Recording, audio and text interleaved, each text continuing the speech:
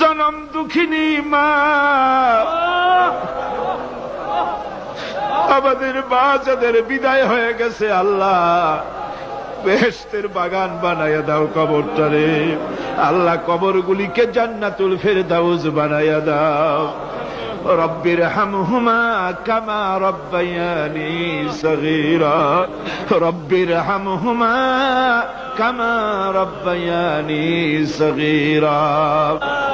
আল্লাহ এই মুহূর্তে মনে পড়ে গেল আমাদের আব্বাজানের কথা, আমাদের মার কথা মনে পড়ে গেল। আল্লাহ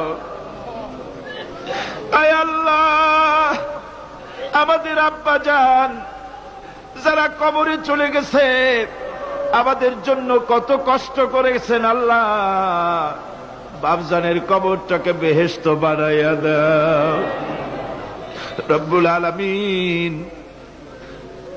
আব্বার কথা কি বলা যায়? আমাদের মানুষ করার জন্য কত কষ্ট করেছেন, কত মিথ্যা মামলা করেছেন, কত বাড়ি ঘর করে গেছেন আমাদের জন্য।